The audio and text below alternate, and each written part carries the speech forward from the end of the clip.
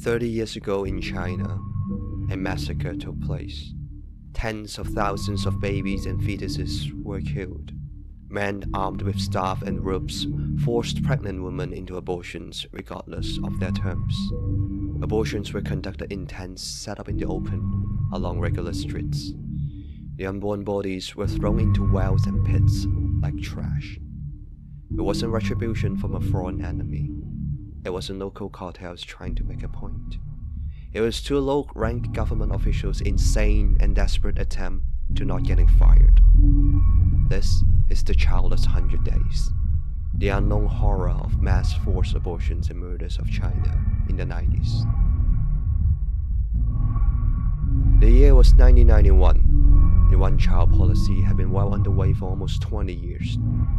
Two officials from the Xin and Guan counties of Shandong province just finished the meeting, and they were not pleased. They'd been told that counties were the worst performing ones in terms of birth rates. They simply had a lot more kids than they should, and the party was not happy about it.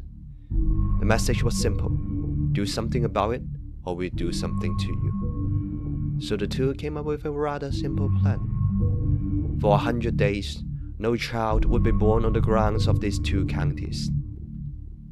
One of the two officials allegedly said, "If there was even one kid that was born during the period, I would call it my father." Once decided, the party machine ran in full motion. Surgery equipment and personnel were sent.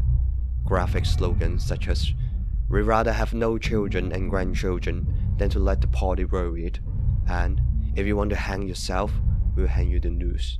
If you want to take poison, we'll hand you the bottle," were plastered all over towns.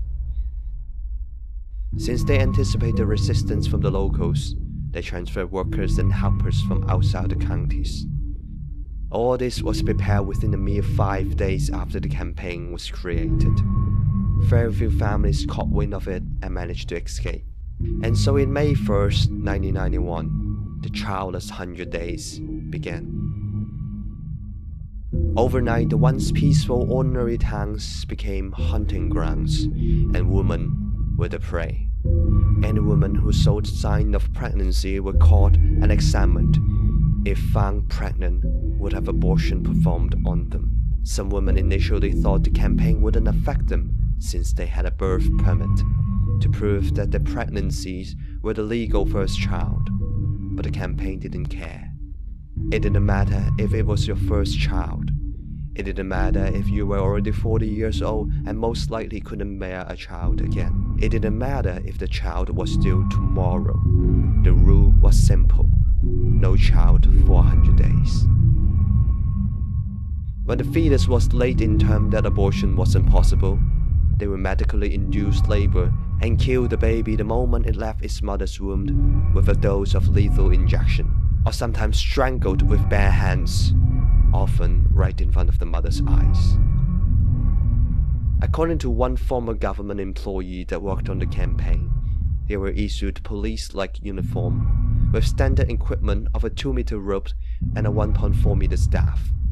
They were paid handsomely too, and the more women they caught, the more they got paid. Whoever caught the most women would be considered a priority in promotion. When they saw a pregnant woman, they would simply kick her in the stomach. Blood would then come out. Even if the child managed to survive the kick, the woman would have no choice but to go to the hospital, where the baby would face certain death.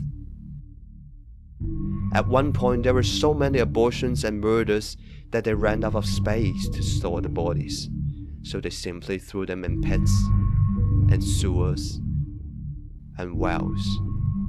More than one resident claimed the unmistaken smell of dead bodies were still very present around the wells years after the campaign. The madness eventually stopped on August 10th the same year.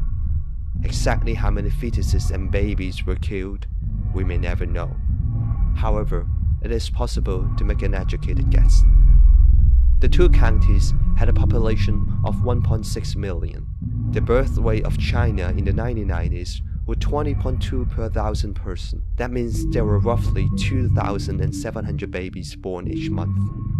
So they would have at least killed 8,100 babies that were due in those 3 months. Assuming they performed forced abortion on women with a term above 3 months, there would be an additional 13,500 abortions. In total, more than 21,000 lives were taken away against their mother's will.